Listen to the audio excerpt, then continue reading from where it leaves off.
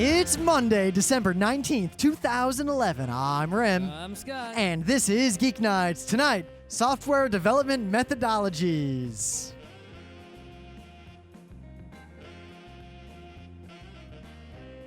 Let's do this. Well, you were home being a bum. I was out shushing. Shushing. Shushing.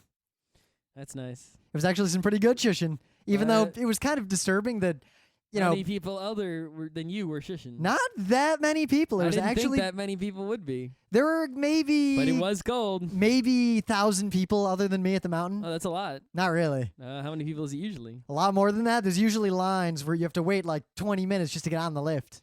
Oh, but there's no line to shush. There's just a line to get up to the top. But yeah, why would there be a line to shush? You just shush. That's what I'm saying. But people could be lined up. If it's like a narrow entryway. No, it's not how it works by and large. Is there like a line at the top, like start here? No, there's just a mountain and you can go in any direction. There's like 20 different ways down. Though the So funny you thing, can even go down like in between one of the spots where you're not supposed to go. you can, you shouldn't. Obviously. But there are people who do. I've done it a couple of times. I've gone places that weren't actually trails. What Or happens? gone down closed trails. You just ski and hope you don't get hurt, because if you do, they're not going to find you. Alrighty. Even if you scream or something? Maybe. I don't know. What if you're not in screaming condition? Usually you do that with a buddy. A buddy system? Yeah. So one person will do the screaming. But it was interesting that I'm there, right? And there hasn't been really any snow this year. So everything around was green and brown, except the mountain, because Hunter actually makes snow, and they made a ton of snow. But it was cold, so the snow probably didn't melt. No, it didn't. They were making snow constantly the whole time I was there, too. So feet and feet and feet of it were just being dumped. And So there's a snow making machine, many of them. and they spray snow. They spray water into the air that basically turns into snow and falls back down. Okay, so is it like is it just like it's snowing everywhere, or I is have it some like, video of it, in or fact. are there people like shoveling the snow to get it on all the parts? Oh, it's basically snowing everywhere. Oh, so basically they spray it off the top of the mountain. Well, no, they So no spray matter- it. so all and over the mountain Scott, it's they spray it snowing. at intervals all over the mountain. If you want to get into the details of how they make snow, it's not what you're I'm not envisioning. talking about how they make the snow. I'm talking about how they get the snow onto all the spots. Which is also how they make it. They spray it at every individual point along the way. There are thousands of spray nozzles all over the mountain. I thought it was a machine that just sort of sprays it in one big spot. No. It's like they make the snow and they pump it around. And Now they have some point places that'll make the snow for like one particular area at a time. So the snow gets delivered at like a sprinkler system almost, out of separate thingies. Sort of, yeah. Okay. But there hadn't been any snow, so the whole area around the mountain was basically brown. And then the mountain itself had these crazy ungroomed moguls because they were basically pouring snow down, and it tends to form into moguls. It was awesome. It was absolutely awesome. Why didn't they like rake it or something? They do groom things, but not while they're making it, because it'll just get ungroomed. And frankly, I prefer skiing ungroomed, crazy terrain. Wouldn't you want what do they do for like Olympic snow? Same thing, and or using natural snow. Yeah. And then they groom it depending on what kind of race it is. They make like the field for the racing or the slalom or whatever. There's some racing courses at Hunter. It's just like you see Olympic snow and it's like, shh. Oh yeah, they groom that. It's like that's the where can you get that kind of action? They groom that shit. All right. But anyway, the funny thing was there's one run. They only had a few runs open because they can't make snow on the entire mountain at the same time. So they made like a set of runs you could do. And one of them, Minyakonkna, which is one of my favorites anyway, or Minyakonka, I guess. I've never actually looked at how it's spelled. I'm trying to think back as to how it's spelled. Someone's gonna make fun of you. I and usually don't have to say you're the gonna names get reamed of the trails. But it looked like it was closed. But if you skied all the way over there and looked down, the sign didn't say closed. It said warning, ungroomed, experts only. So I went over there, and there was maybe one other dude going down that same trail. So I just had this whole trail to myself like all day. It was kind of hard, though. No kidding. In fact, it was way hard. But I took a lesson. I feel kind of confident now. Cause, You paid money for a lesson from a professional person? I did. Because I was, Why did the professional person tell you? Well, basically, he told me what I expected. He looked at how I skied and said, "You're great. You're on your way to being an expert. Just keep skiing all the time." And he showed me a couple exercises to do that I'd never thought of. And it was actually surprising how much that helped. He told me this thing called the falling leap. Pizza French fries? He was like, yeah, right. Actually, there's a big argument that you shouldn't even teach kids that. You should start them on parallel skiing right away. And I kind of agree with that because the snowplow formation is basically dangerous and slow and stupid, and if you go too fast, it can't stop you. And you're more likely to have a spiral fracture. And if you don't know what that is, imagine a fracture of bones that is spiral. Yeah, you don't want that shit. But he taught me this weird exercise to do. And usually I'm like, exercises, I'll just practice by skiing or whatever. But basically I had to stand sideways. So like if the mountain's down, I'm standing to where I'm kind of facing perpendicularly to the fall line. And then he's like, and then change your edges so you start sliding sideways on your skis down the mountain. So you're looking left, but you're going down, and your skis are pointing down. Yep. And then he's like, all right, then change your edging so that the front is falling faster than the back. And then repeat. So you kind of go like a falling leaf, like woo, woo, woo, woo, woo, all the way down the mountain. He was like, do that twice down the entire mountain, and you'll be a better skier afterward. And I did it, and it worked like 100%. And I can't even figure out exactly what I'm better at, but I'm better. All right. So do that thing if you want to get better at skiing. You should maybe just do that thing every time you go the mountain. Like start off by just doing that 2 times, and then until you can do it without even thinking about it. I realized that where it's like DDR. Like aside from exercises and things, this guy, he's an expert skier. He's trying to explain like concepts of skiing, and it's a lot like how when you try to explain like a skill that you know intuitively that you learn from practice, how usually the advice you give doesn't really mean much to someone who isn't already click on an the expert. heads. It's like, yeah, thanks, I knew that. Yep, exactly. It just kind of reinforces this idea that for physical skills of dexterity, of balance, of physicality, very little help is gained in the end from someone telling you or showing you. You really just have to do it. Well, obviously you have to do it, but showing definitely helps because you can watch to a degree, but it can only get you so far. You have to watch and duplicate, but once you're able to duplicate and the person is watching you, it confirms you are doing it properly. Then that's only step 1. Step 2 is repeat it now 1,000 times. Yep. That's so.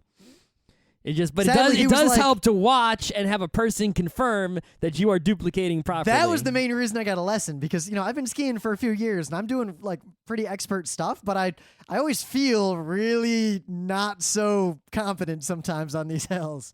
So I wanted an expert to look at me and tell me if I was an idiot or not. And apparently I'm not that much of an idiot. All right. So news, technologies, lots of technology news. Too much.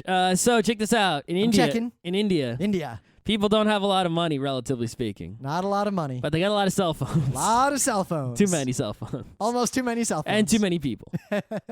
So they want to save money on the cell phone bill. Thankfully, it doesn't cost as much as it does here. Well, how can you do this? Real easy. First, get one of those plans where you pay as you go and by the minute, as opposed to buying minutes up front like we have to do here, which is annoying. 2, let's say you want to call someone, but you don't want to pay for minutes or anything. Call them and hang up after the first ring. They'll see your number on the caller ID, and they'll call your ass back on the landline or whatever.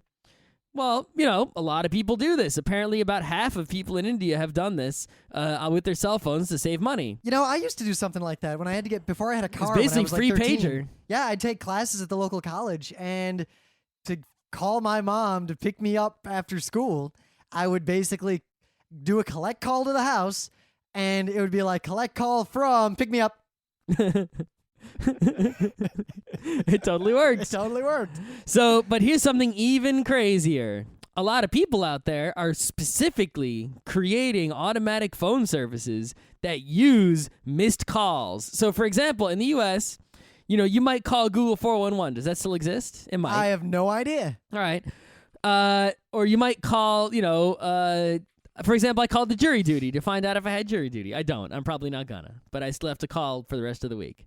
And I call, and I wait, and I push the numbers, and then eventually I'm on hold, and eventually they tell me, whether it's yes or no. Imagine if I called the jury duty and hung up, and then they called my ass back with the automatic system called me back and told me based on my number. Now maybe, though, that might cost them something. So what if instead you had a service where you call them and hang up, and then they call you back and let it ring a number of times and hang up, and then you have a system that knows 1 ring means show up, 2 means don't. Yeah, but no, this is basically like people are setting up systems where You'll call a phone number, hang up after one ring, and it'll call you back and tell you the weather. I'll call you back and tell you the bus schedule. Or, do all kinds of other stuff so that you don't need to use your minutes and you can still get service. And the person who has to pay is, the person on the other end who has maybe a landline and isn't paying so much. And apparently, they make an average of $3 per customer in profits. Oh, revenue of $3 per customer on phone service in India. 900 million accounts times $3 is still $2.7 billion. But they're only making $3 per customer. That's not a lot. And they would make a lot more. They said about half of people, use this kind of trickery. So maybe they'll make $5 per user instead. 5 times 9 million is 4.5 billion. See, the only way to make money instead of 2.7 billion. You really want to make money from something like that. You either have to use that as a kind of bundled service with a bunch of other things, or, eventually they'll be open source. Everyone individually is empowered to use their own services like this. I think they're also because they're not milking it and locking people in like they are here. Yeah, exactly. Yeah. It's an interesting, I don't want to even call it a problem because, one, I think there's nothing wrong with that. If you are afforded... Charge people for calling then if you don't want them to do this. Well, if you are afforded something by technology and it appears, it's an accepted part of the protocol. Like, for example, I have a laptop and I say... Hey, Wi-Fi, can I connect to you? Well, no, let's go one step further. Wi-Fi says, hey, you want to connect to me? And I say, yes, I want to connect to you. And they give me internet. It's, that's not my problem if I use it. If the other person didn't want me to use it, they shouldn't have afforded me that thing, that ability. Mm-hmm. This is just an affordance of the way the phone system works. And because you can exchange any information over the sideband, that could be your entire stream if you use a good encoding mechanism. Don't offer caller ID if you didn't want this to happen. It's caller ID. All right, if you spoof caller ID. Charge people for the caller ID. Yeah, which they used to. Dude, yeah, you could spoof the caller ID. I could call some service that's like, it's like call us and hang up after 2 rings to get a hoe to show up, and I'll dial with a fake number. And then the hoe looks, or I call someone and I spoof shows up at some office. I spoof the caller ID, right? And the caller ID is spoofed, so I've sent a bunch of digits. I can then have an encoding scheme to put data in those digits. Oh, here we go. You ready? You spoof the caller ID to 911, so you call the weather service, and then they call 911 and tell it the weather. That is just, these are all just riffs on the old Chinese restaurant double take. Yeah, I know. I read some crazy story today that I think it was probably a FARC story. The 2 guys robbed the place, and then one guy ass dialed 911.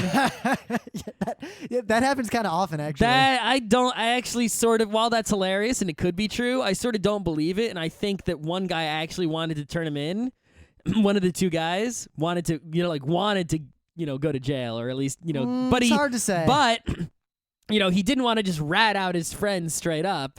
And he also couldn't convince the friend to turn himself in, right? So this way, at least the friend thinks he's dumb as opposed to the friend thinking he's a rat. Thing is, a lot of phones have emergency dialing mode, which will bypass the lock screen, and simultaneously will have like 911 already pre-coded in there. I know, it is possible, but really, dialing 911 and then while the 911 is dialed, talking about the crime you committed and talking about, hey, we're going to go sell the stuff at this place, and then going to the place and the cops are already there. It's a little too far-fetched. Nah. It's possible, though. Of course, what is funny is that this is actually this India thing is very reminiscent of the old black boxes. You know how black boxes worked? Yeah. Do you? Well, most of those boxes were just, put some sounds into the phone You're thinking of system. red boxes and blue boxes, or I think the beige box. The black box was different. It would basically make the phone circuit appear as though the phone was on the hook at both ends, because the billing system would not charge you for time where one or both parties has the phone on the hook because you can't be talking. So you'd mess with the line level, the voltage, with this black box on both ends so that it looked like the phone was actually on the hook. It was hung up. And then you just keep talking through the open circuit. Mm-hmm. It's similar to that, only actually a little bit more legit. It's a lot more legit. All right. I have no problem with anyone using a sideband. I don't have a problem either. I just think it's really interesting. Oh, yeah. But I know there are people out there who are going to try to argue it's a bad thing. Whatever. Shut up. So it turns out that Facebook is suing Mark Zuckerberg for something kind of funny. Yeah, but it's some other guy who changed his name to Mark Zuckerberg. So here's it's the not deal. their own CEO. Some other guy. I want to talk about this because everyone has the headlines, but people haven't actually been reading the article, I don't think. So some guy I was too lazy. made a store, a company. I think it's based in Israel. What it does, it's called the Like Store. You want to buy likes for your business's website? 3,000, 5,000, 10,000? You pay them, and they provide them. Nice. They have armies of people and robots and accounts that will just like the shit out of your website, and you pay per like. Nice. You have bulk discounts. How much is it per like? I have no idea. Penny? This is against Facebook's terms One of service. penny. No kidding. So they sued the guy saying, hey, I don't know. can't Can do you this. sue a guy for violating the terms of service? I mean, Because he was you banned. you can get rid of his account, but can you sue him? I guess they're doing it. Well, they basically want his business shut down, and there's all sorts of shenanigans. I'm skipping Well, what's the legal the Israeli questions. law? But the funny thing is, this guy, in response to being sued, legally changed his name to Mark Zuckerberg just for publicity. Nice. And you know what? It worked. It appears to have worked really well. No because kidding. Everyone knows about the Like Store. So I went to this Like Store to see what the deal was. How much are the likes? You can buy Google Plus ones, YouTube views. You can just buy YouTube views. How much is a YouTube view? Let's find out right now. Let's see. I want a real YouTube view.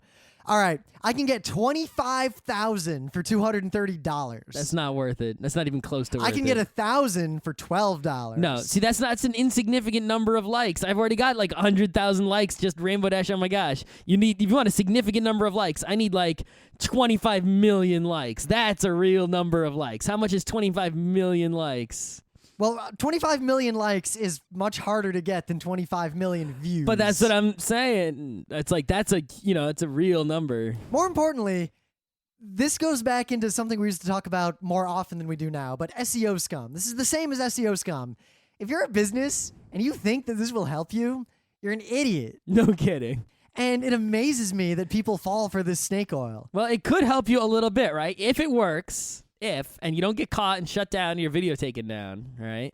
Then you might actually get, for example, your video on the YouTube homepage, which will then get you actual views, right? It's not As that opposed likely, to though, fake because views. I cannot believe, that you'll actually make it to the homepage with fake views and likes. especially because I would not put it past Facebook and Google and anyone to perfectly let this happen. Don't even make it against your terms of service. And just have an algorithm that identifies these accounts doing these likes Yeah. and just ban them. Yeah, Or don't count their likes. Yeah, and not show that video on the homepage. Yeah. Yeah, it totally won't work. But it amazes me that people still fall for this stuff and that they think they need it. And two, it amazes me that people who look at sites, because I used to think that stuff like this didn't affect individual users, but people seem to be drawn to things that have a lot of Facebook likes, even though most of those things appear to have gained those likes by scams like this. This is Yeah. not the only place that sells these It's things. the same people who are like obsessed with like post counts and forums. It's like just whenever there's any number, people like crazy about making it get bigger. They have some sort of psychological hang up they can't get over, and Farmville and everyone else takes advantage of it. That's just all there is to it. Yep. Now, I don't think there's anything wrong with selling likes, and I don't think there's anything wrong with a company like Facebook figuring out whose likes are fake and not counting them, and I think that's the end of that. I think the lawsuit's kind of silly, and I think the guy is actually a genius for changing his name to Mark Zuckerberg. That was and getting definitely all a this move. That was publicity. definitely a move of genius right there. Right. And I wish everyone in this story the worst of luck, because frankly, they're all scum. Scum versus scum, the best guy. I do want to talk briefly about one more news item, because this has been making the rounds. People have been in uproar lately. There's been a lot of articles, op-eds of people complaining about how Google, partly with the advent of Google Plus and their verifications and everything, has been shutting down Gmail accounts of children or Well, there's people. a law that says they have to. Yeah, so most of the articles about this basically blame Google. It's not Google's fault. You ever wonder why Steam and like every website in the world often will ask you, hey, when were you born? Well, some of it's ESRB compliance for video games, at Yep, least. and it's also COPPA, the Childhood Online Privacy Protection Act. That's right. Which, one, it's an unconstitutional load of shit that I've hated from day one. I don't think it should be a law. It's ludicrous that we have a law like this, because what kid doesn't just say they were born on January 1st, 1900? Yep. Why even make the websites go through the motion? Yep. I also don't think it should be constitutional to have restrictions like that anyway. Yep. But I digress. It's not Google's fault. Google is dealing with the bullshit laws that we let get passed. If you don't like it, get the law changed. I disagree with that argument because our government is incapable of fixing anything at this point. Violent revolution. That might be the only option. I think so. Anyway, yeah. I think, a lot of people say that, the last. I mean, we could get in trouble. We don't verify age. So if someone under the age of 13 is using our forum, we could actually get in a lot of trouble. Fuck them. Yeah. A lot of people say the last kind of discrimination we have to fight against is like, anti-gay, lesbian and transgender and all that. And that's not true. There's the two, even if we, somehow get it to the point where there's no more, homophobes and whatnot, people are still going to be against atheists. And that's the group that comes next. And then even then... Actually, that's the most distrusted group in America. But even then, even if we somehow get it to the point where atheists are accepted... right, by, the whole of society, there's still going to be age discrimination. Age discrimination is the very last form of discrimination. No, you're forgetting, Scott. What? Furry freedom. What about pond hopper? That's not discrimination. That's justified. I wear the Tanuki suit to fly. Age discrimination is the very last form of discrimination. I don't think it's the very last one. What about AIs and robots? They're going to get discriminated against like all fuck. No, because they won't let you. They'll just fucking kill you. See, everyone says that. No, because in what world do we make an AI and then immediately give it control of nukes? You wouldn't? Why wouldn't you? I trust the robot with the nukes more than I trust people. That is true. But oh, by the way, you know what? You're not allowed to use our forum if you're under the age of 13. Sure. I'm sure that'll stop all of you who are under the age of 13 from using our forum. Great. But yeah, age discrimination won't even see a dent in age discrimination in our lifetimes or perhaps in the next century. But Scott, what constitutes age discrimination specifically? I mean... When you discriminate against someone simply based on the length of time that they have been alive as opposed to based on the merit of their character. All right, there Scott. are people who are completely dumb and incapable of thinking or driving who are very old, perhaps 40s, 50s, yet there are like 12-year-olds who are extremely capable of many, many things, far more capable than people who have been on the earth far longer than them. So discriminate against, to give one person more or less rights or privileges simply based on the number of seconds since their, conception. So I have one question discrimination. for you, Scott. Yes. I'm just going to ask you this question. It's a loaded question. I know. Heavily loaded. I'm pretty sure I know the question already. You run a company. Yes. You need to hire a developer. Sure. There are two developers who are exactly equally qualified in all regards. Hire both. Can never do without, can't have enough. You only have budget to hire one person. You don't need to. One of them is 20 and one of them is 111. All right. Now, which one are you going to hire?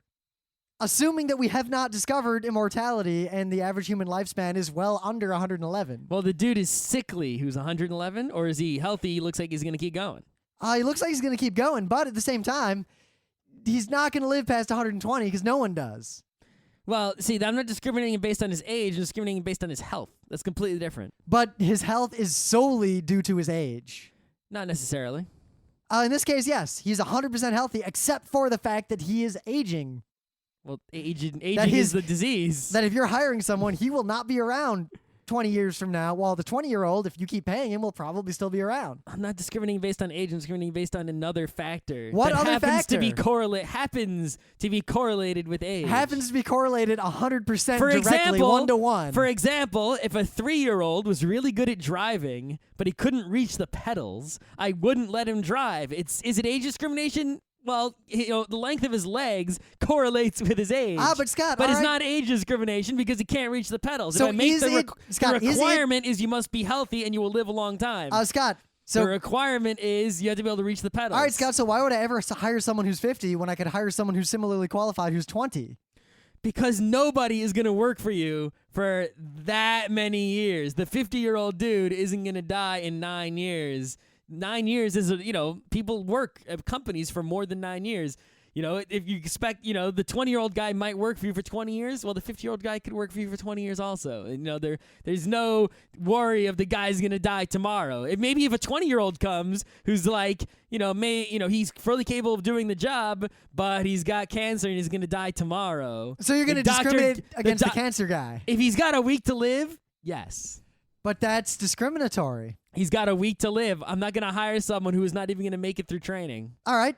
I mean, is Scott, it there's a guy who is more qualified than the 20-year-old. All right. He's 119. Okay. He is statistically pretty much guaranteed to die in the next 6 months. Okay. You gonna hire him or the 18-year-old? I might think about hiring that old guy. You gonna get that much work out of him in 6 months? Well, he's probably a genius. Right? I mean, seriously? He could probably do like 10 years of work in the 6 months if he's better than the 20-year-old.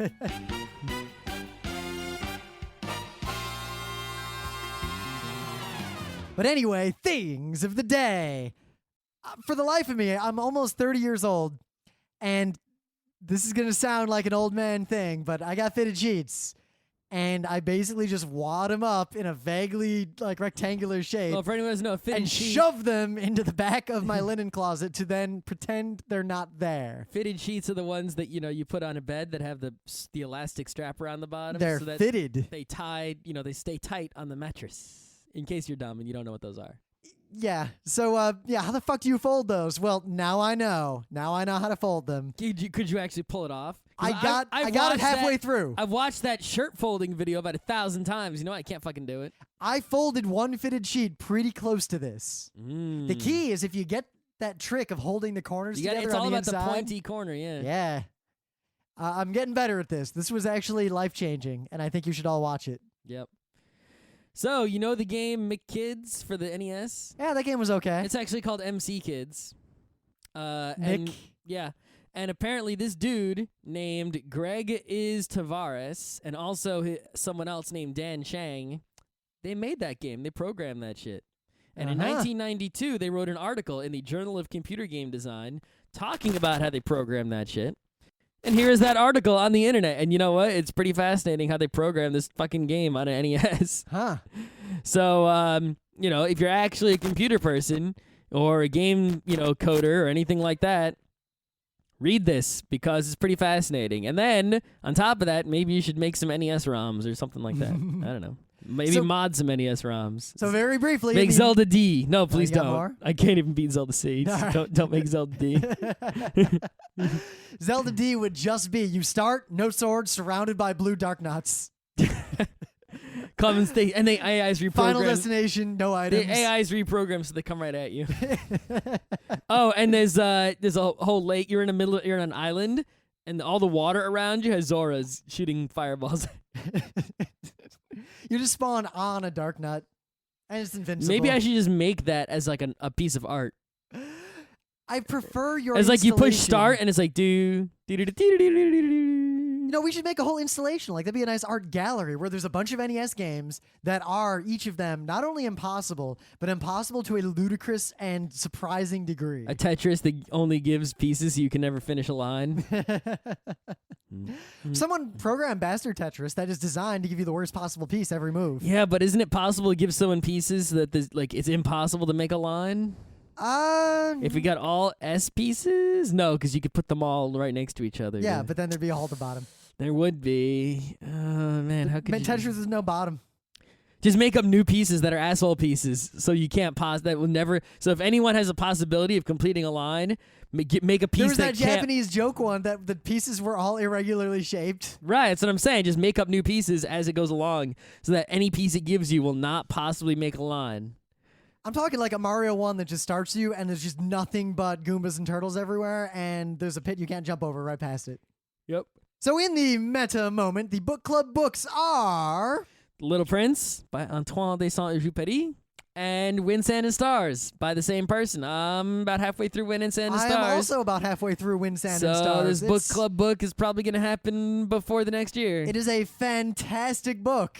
The best. I'm very much enjoying it. I really want to fly a super dangerous, dodgy old plane across the desert now. These planes weren't so dodgy and old. He wrote this thing in like the 30s. Yeah, planes in the 30s, Scott, were dodgy.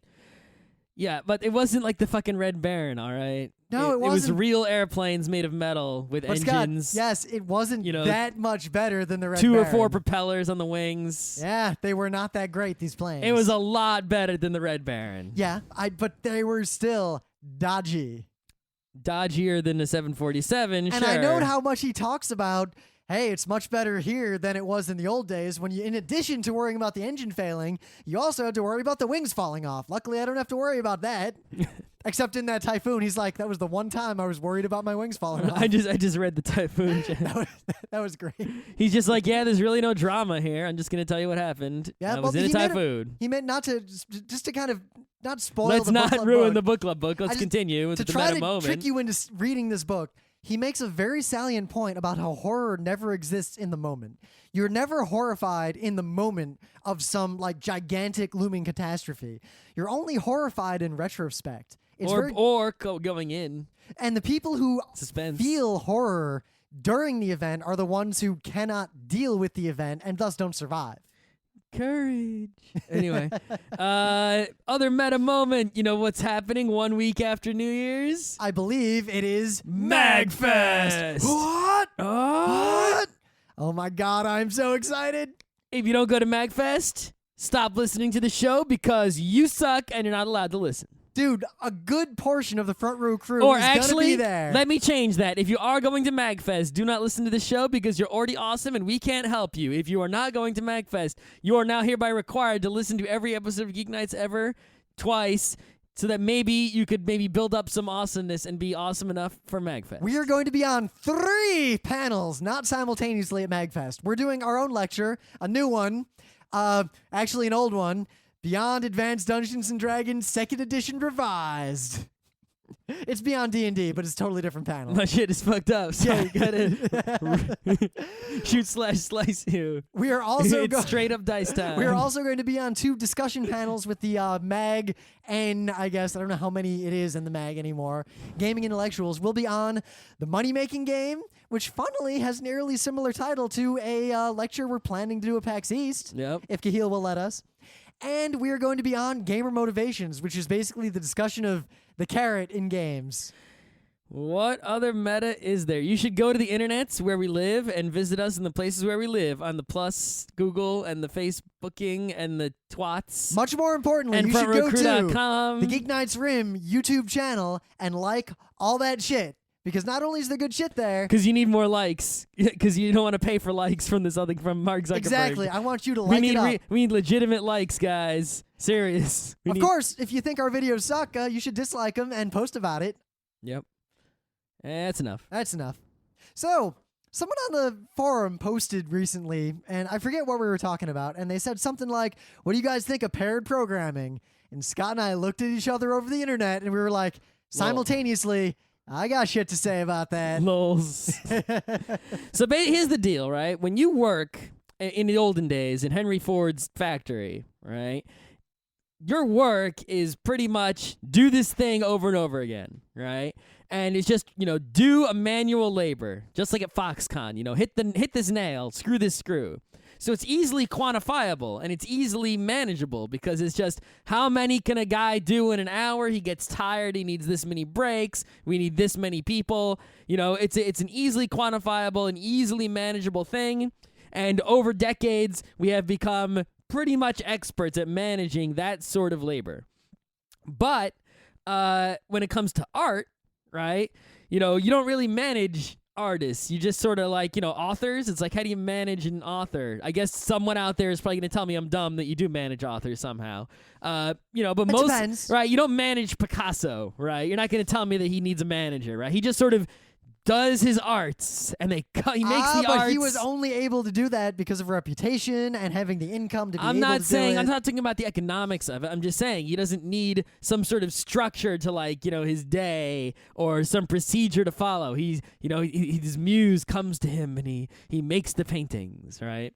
But programming is always been for the past decade or two this sort of weird in between place where you're sort of doing a work, but you're also doing an arts. And, ever since, even before, the Mythical Man Month, people have been trying to figure out how to manage and sort of, structure the work of programmers to quantify it and sort of, manage it and structure it in some way. And there are lots and lots and lots of different ideas. And we haven't really had a lot of time to test out many of them scientifically. Some have not, so we only have so much data to go on to, objectively say what works and what doesn't. So now it's not just programming. There's a lot of people who are trying to do a lot of things that are new, and there isn't a whole lot of data to say what's a good idea and what's a bad idea. Now the thing is, I want to expand it a little bit. It's not just programming because IT. No, it's mostly software. Yeah, but computer stuff in general. There's management in that field is also kind of a new and strange thing, especially with the advent of ticketing systems and technology to actually track workflow and actually do metrics on things. And there's a lot of certifications and a lot of methodologies like Sigma and the Sigma 7, Sigma 6, whatever, or ITIL compliance, ITIL, and all this stuff. And it's actually a very related discussion because I've found in general, just to get into my opinion on all this, is that the majority of people who look to any of these to improve their process and follow them per the rules of their own systems, like I'm going to implement Scrum and they follow the rules of Scrum 100%, tend not to do that well. Well, that's the thing is we don't really have any data to know who does well, right? It's just people sort of, some people do things and some people like what they came up with and so they continue to do it. And some people don't like it and they try something else and they just do what they like, but they don't necessarily do what's best, or no one really even knows what's best in most of the cases. But what it comes down to is even an IT guy, right? A software guy is even harder because in software, you're doing something that has never been done before, because if it's been done before, you don't have to do it. You can just get it. Unless you work for a large enterprise company. So most of the time, you're doing something new, and someone's asking you even the simplest question, estimate how long this will take. And you can sometimes estimate based on a lot of things, but they're basically saying, you're about to do something that's never been done before. How long is it going to take? And it's like, I can only get so close. And there's a chance that it's going to take way longer or maybe even way less than I estimated, even though I, made a really good guess based on a lot of information and experience. Now, there are a ton of, scientific, and I'm making quote marks, methodologies for figuring out how long stuff will take, scoping and sizing of projects in software and in everything. And they usually actually involve a good degree of math and weightings and things. And I found that they're about as accurate as a relatively experienced person just making a gut guess. Yeah, and sometimes you're going to be pretty close, but most of the time you're going to be like maybe a month off or something like that, depending on the size of the project. Yeah. And over the course of a career, or at least a job you have at a company for many years, at least once you're going to be way the fuck off by a long time. There's going to be something that you thought or estimated would take a few months and takes like a year or half a year or something ridiculous like that. It will happen at least once. You see it happen all the time. And worst case, Duke Nukem forever. Best case, I've never seen a best case. Have you ever seen anyone like turn something out overnight they thought would take a year? I haven't seen that. Not a year, but I have had programmers surprise me. Yeah. But even in IT, right? In IT, you're not necessarily creating something new. You're just sort of setting up a software or installing a thing or configuring a thing. Well, you are creating something new, but in a different regard. But what you're creating that's new is all the glue between a bunch of other things. And while those solutions are well known, the actual details of your environment make it such that what you're doing is effectively an entirely new thing. Because exactly, right? Nobody's actually taking like a ticketing system and a software development system and repositories and servers and software and installing them with default configurations and integrating them via UIs or defined APIs. Right. There's a bunch of cruft in between because you got something that's customized. Yeah, it's a little bit easier to estimate and work things out with IT, but not much. You're always gonna have like, well, how long does it take to set up Exchange? Well, about a couple hours, right? Well, you got to migrate our Exchange server. Okay, there are specific things in our old Exchange server that are gonna cause you a lot of fucking trouble. Well, now I have no fucking. Well, clue. here's a big example. Maybe I'll look up that thing on Google and I'll have it in 1 hour extra. Maybe it'll actually be a nightmare that requires an overnight thingy. Maybe it requires even more work. IT project I ever had for a real company was when I was working for ITS at RIT. Oh, not IBM? Okay. No, this is my first real project. Right. I had worked before IBM.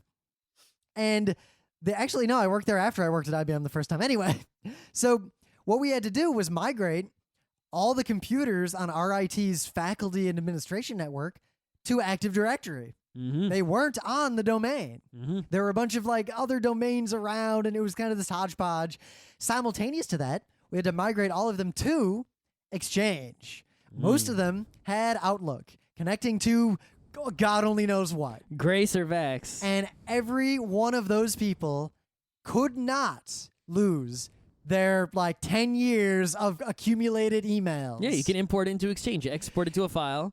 Oh, yeah, you say that. Okay, that is what to do. This is why IT sizing is so difficult. There is a pretty straightforward path to doing this. Mm-hmm. Try doing it for more than 1,000 people, each of whom have a slightly different environment, and some of whom, in fact, almost all of whom have one thing that throws a monkey wrench into that. Yep. And that project took the better part of 6 months. And it was wasn't a lot finished. of people working on it. There were, not just one guy. An I would army go of to an guys. office and I'd have 10 people with me, and I'd fan them out across all these computers, and 9 of them would come back and say, there's a problem. And I'd have to do it myself. And the number of things you would run into, we set everyone up with these admin accounts. Great. Every one of them would add 9 or 10 computers to the domain and then couldn't add them anymore because the accounts that were created happened to have a restriction where you could only add n accounts to the domain before your account was barred from adding further ones without special approval. Nobody in the entire organization was prepared for that. Yeah. All right, so let's talk about a few specific methodology thingies. I guess the most popular one is, is one that's pretty talked about frequently on the internet, is this pair programming, which is an aspect of something that was popularized by some books and some other guys who came up with it, which is extreme programming. And, basically I haven't, looked too much into it because whatever. But I have an opinion on it, but... Yeah, but pretty much what it comes down to, at least the basic idea of pair programming, right, which is an aspect of extreme programming, which is extreme, is that instead of sitting there and coding by yourself, you actually get 2 people. One person is at the keyboard, and one person is just sitting there. And basically, the person who's just sitting there says what to code, and the other person types it in, and you can sort of think together and discuss and all this stuff. And the idea is that, most of the time you spend coding is time you spend thinking. It's not, the typing isn't the bottleneck. So even if, you should actually put the slower typing person at the keyboard. That way you have more time to sit and think and look, and it's not really slowing you down with the slow typing. The thinking and figuring out what to type is where all your time is. So if 2 of you work together, not only will you come up with the correct thing to type faster, right? You'll both keep each other on task instead of browsing the internets all the time. But on top of that, you'll have fewer bugs because you have 2 sets of eyes to recognize them. Like, aha, you missed a thing there. Oh, I missed a thing. Now, there's a great picture of this. I went to the Wikipedia article on pair programming because there is one. Mm-hmm. And the picture is clearly a fake. One of the programmers is pointing at the screen and the other one's looking. No one ever does that in the real world. That picture you see... It's a stock photo. Yeah. 2... We got that B-roll. 2 in the background. Guy pointing at a computer while the guy looks on. We got that B-roll. There's actually a proper looking Scrum clipboard. The kind of Scrum tracking thing people would use. I've never seen someone actually use it like that. Yeah. And 3, he's on a Mac and he's using the mouse.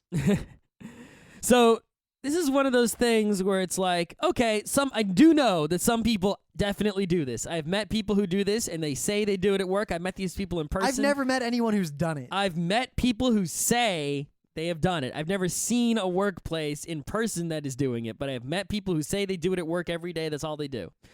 And, they personally like it. Do they have any evidence, actual studies, and observed cases to compare it with controls against something to show that it's actually more efficient, it produces less bugs?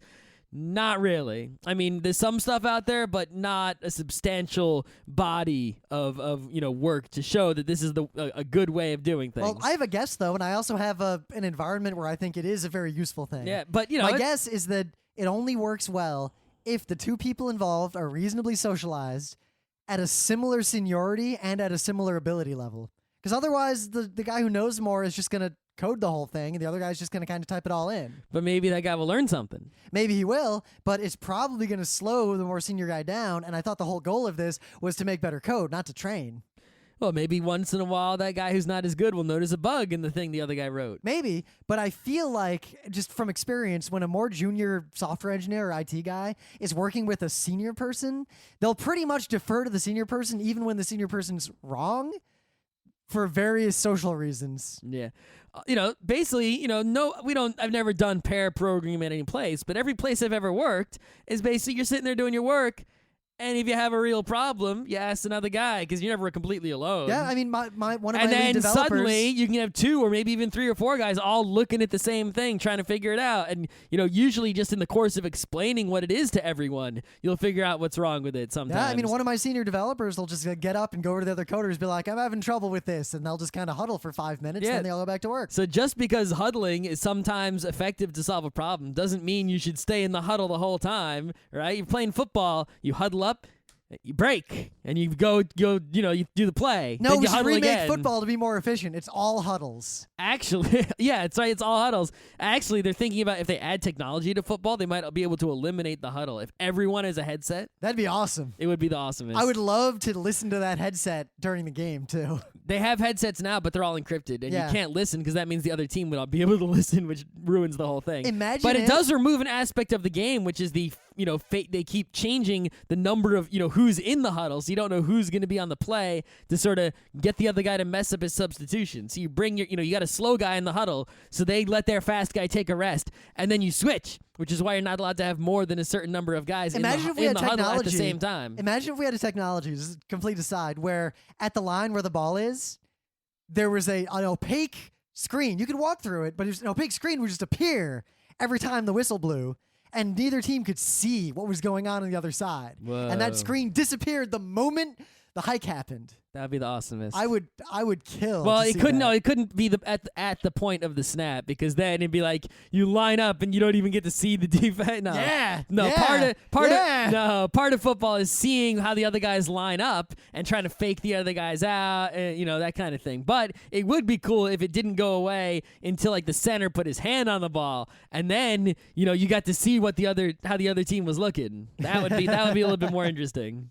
But anyway, one place where I could see this working really well is extremely security sensitive environments, like a government place where you're writing software for important spy things. Yeah, because or, then you're getting benefits that you don't even need science to prove that are actually benefits. yes, for right? example, in order to put a backdoor in the code, you need An 2 people accomplice. to simultaneously decide to do it, Yeah, then independent of passing code review. you have a special case. You're getting a guaranteed benefit. You don't need science to prove it's a benefit, and it's worth, even if there are other harms, it's worth it because security is so extremely I've heard important in your anecdotes special case. that I don't believe, and I have no evidence of this, that there are places where they will have 2 teams or 2 people code the same thing simultaneously with no communication, and then a third person will review both of their code and then write the solution based on those 2. Mm.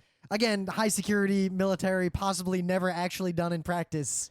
I mean, that's not a bad idea either, right? Because then if one guy writes a backdoor, he doesn't know if his backdoor is actually in the product or not. And, so it's like, well, you're not even going to try to write a backdoor because someone else looks at your code before it gets in, and, you don't even know who that guy is, so you can't be your accomplice, and you don't even know if it's actually going to make it in there because someone else is doing it also. Yep. So there's not even a point to doing it, so just do your work. So very popular I want to talk about is Agile, particularly Scrum. Well, Agile, it's weird because a lot of these things, right? A lot of the reason I think a lot of them are such snake oil is because they're so ill-defined. And like, there's always going to be some guy who says, that's not Agile. This is Agile. I'm the Agile expert, blah, blah, Yep. blah. And maybe that guy is. But you know what?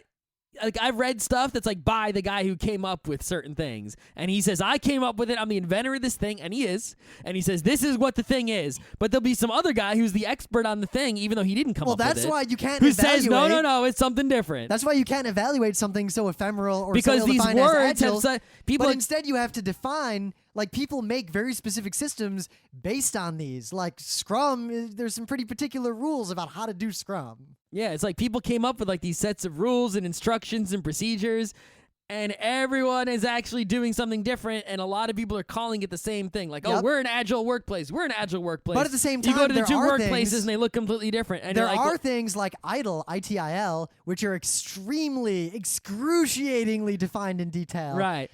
And I found, But it's sort of a no true Scotsman, right? It's like, we're agile. No, you're not really agile. but Scott, it's not, what about things like idle, where there's kind of a board that decides, and that is it? And yeah, well, that's a different thing. yeah, that's what I was saying. There are things like that too.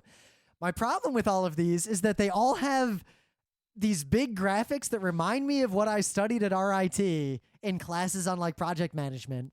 And they're all completely useless. They either tell you something obvious like work on stuff, then QA it, then work on stuff. No. Like, do you need a graph to explain that? Yeah, no. Do you need to have the thing that says plan your project before you write it? Like, does someone actually need someone to tell them that? Thing is, I kind of worry that in fact is necessary. Sometimes.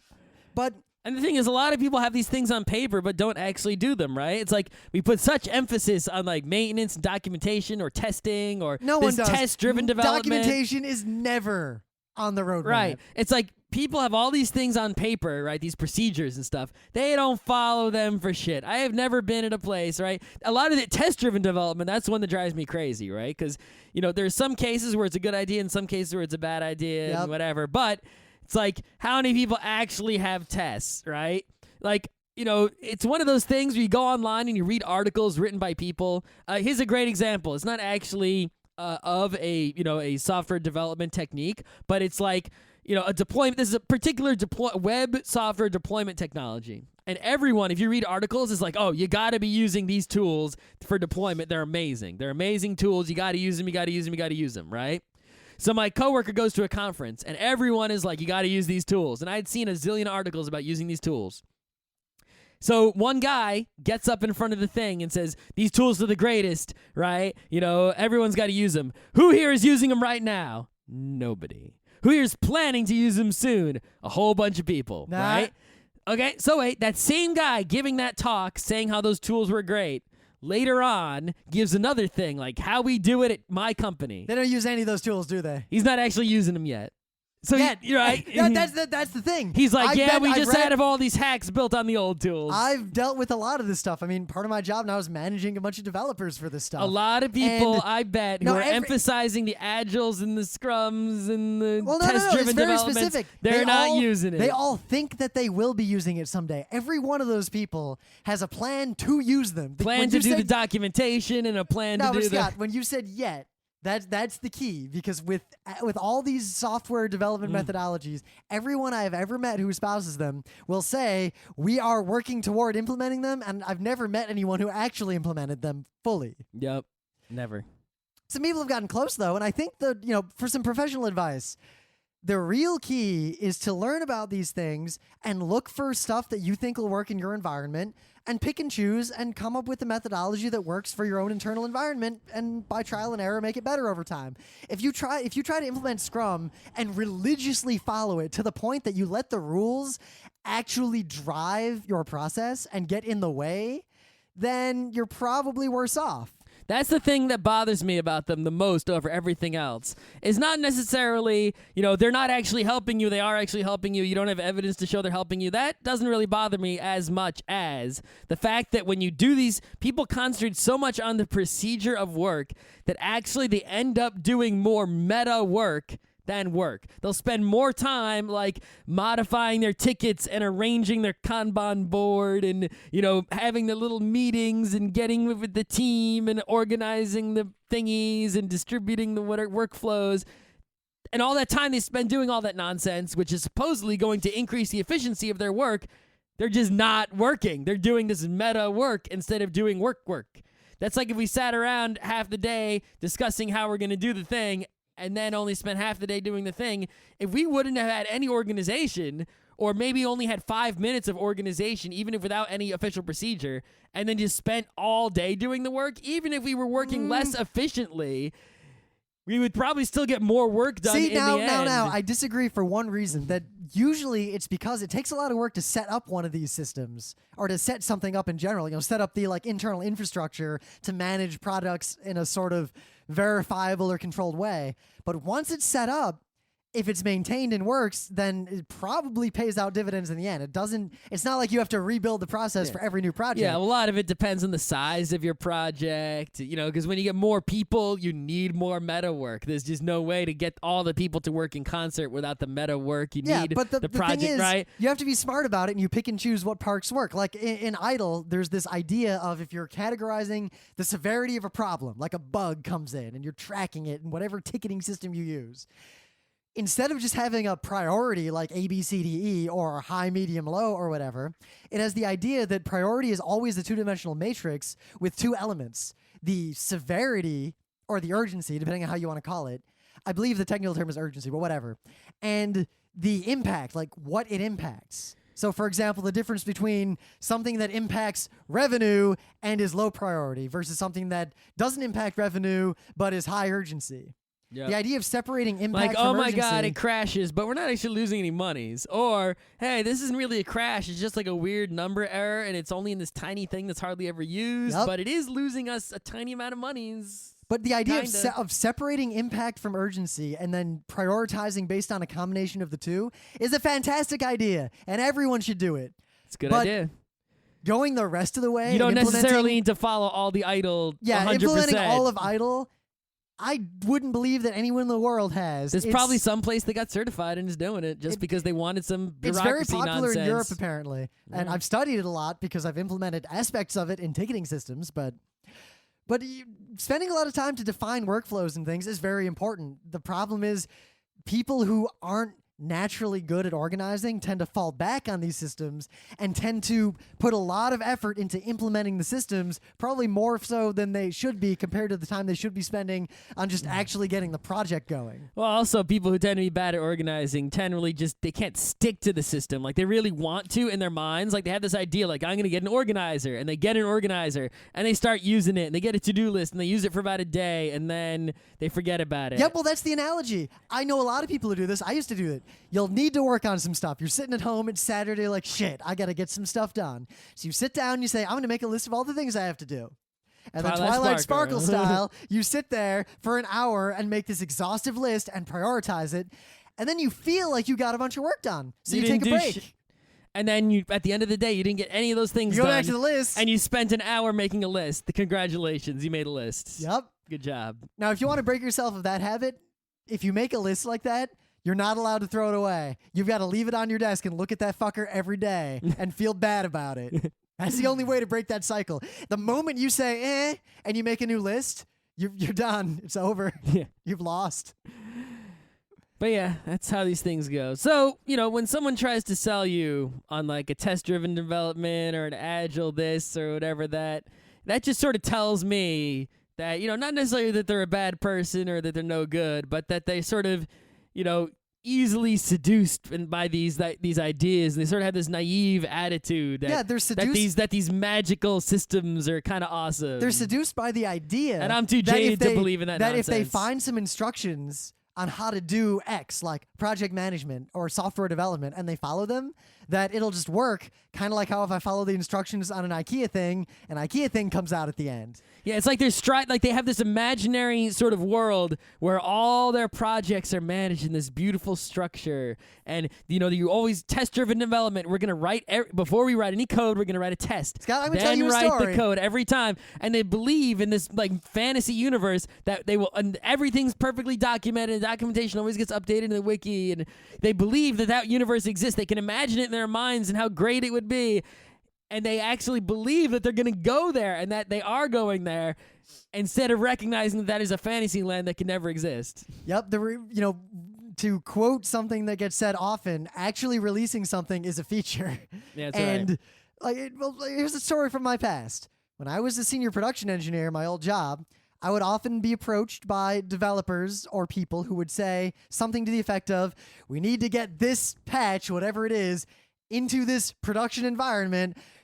We can't wait for a full regression test. It's a small patch. It's not that big a deal. Mm-hmm. And of course, I would say no, because and then I'd get overruled. And I'd always be mad about that. Did you get it in writing? Oh, yeah, but I'd always get overruled. You just got to get it in writing that they overruled you so that then you can have the I Oh my told God, you we could- so Scott, stack. let's do a Monday show on the proper means of covering one's ass in the real technical world. Get it in writing. End of story. Yeah. Someone rang the doorbell. Anyway, but I used to always say things to myself like, if I was in charge, I wouldn't be the one who overrules those things. I would follow the process. I wouldn't follow the process, but I also, wouldn't do certain things like letting untested crap go in. Well, no, it's not a matter of untested. Imagine something that was tested by developers and was tested by QA, but the full system was not re-regression tested, even though there was a low chance of a regression anywhere else in the system. Well, because since the code I know how the thing works, because I'm actually a technology person, and I'm not one of those bosses who's just a boss and doesn't actually know how the shit works, I would look at the specific thing and decide, or I would just trust whoever was under me most closely and not even enter the discussion. But like, for example, a procedure was put in place where when code is ready to go to production, there are release notes that have to be signed by all the approvers. And pretty much without fail, there'd be someone who wasn't around to sign. You have to roll something out anyway, and someone would overrule them. At which point, why even have the process if you're obviously going to, violate it every time you have to? Yep. Now that I'm a manager and I deal with this stuff and I'm the boss who has to, sign the overruling procedures and everything, I'm pretty much doing everything that I always used to complain about. Don't be doing that. No, because I know better and I know that decisions I'm making are actually pretty safe. Yeah, has anything fucked up yet? No. But when the bosses you had before made those decisions, did shit get fucked up? Occasionally. Yeah, so has you fucked up anything ever?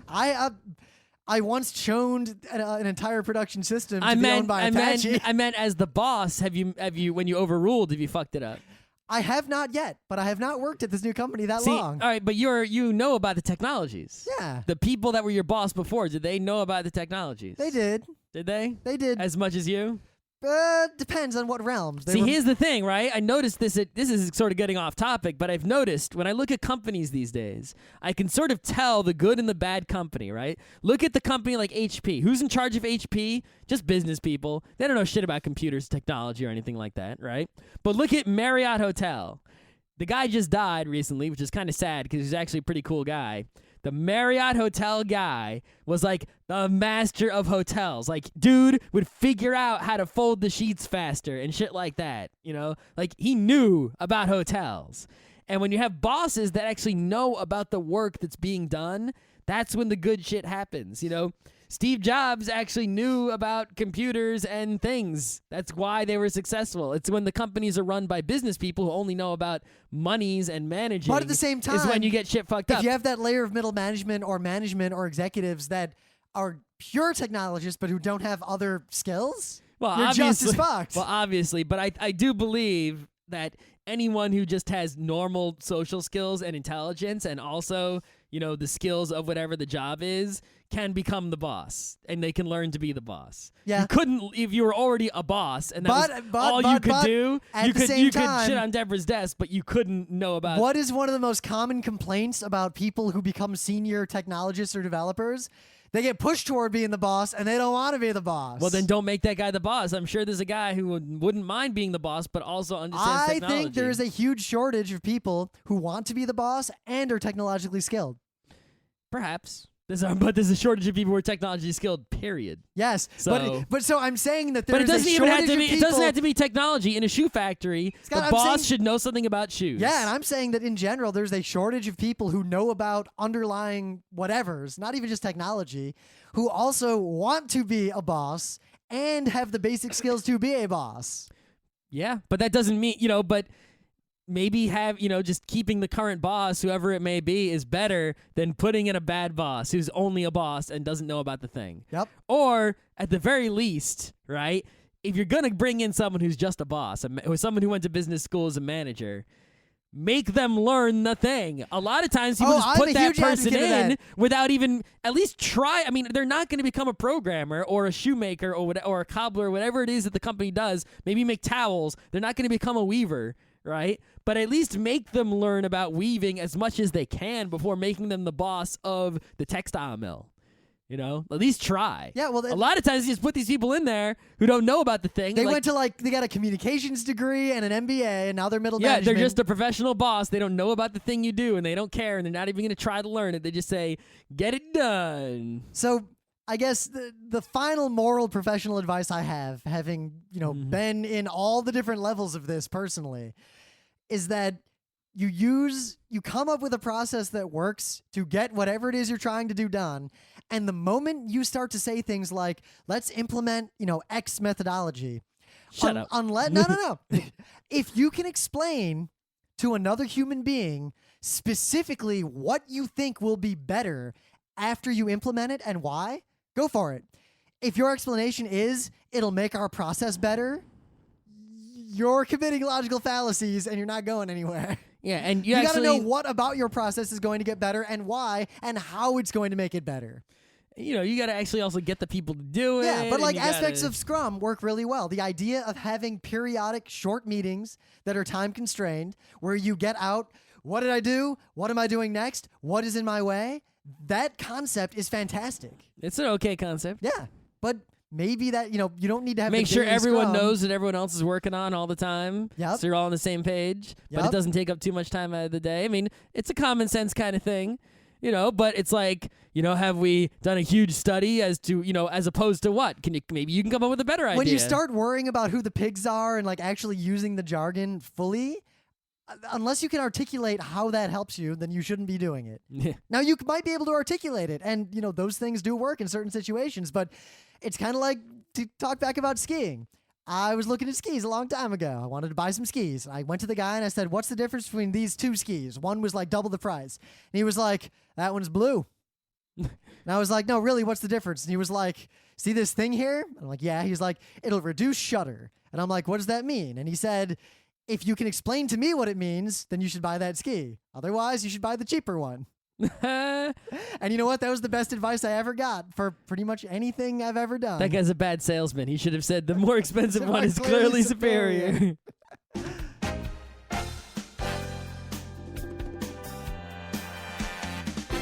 This has been Geeknights with Rim and Scott. Special thanks to DJ Pretzel for the opening music, Kat Lee for web design, and Brando K for the logos. Be sure to visit our website at frontrowcrew.com for show notes, discussion, news, and more. Remember, Geeknights is not one, but 4 different shows. Sci-Tech Mondays, Gaming Tuesdays, Anime Comic Wednesdays, and Indiscriminate Thursdays. Geeknights is distributed under a Creative Commons Attribution 3.0 license. Geeknights is recorded live with no studio and no audience. But unlike those other late shows, it's actually recorded at night.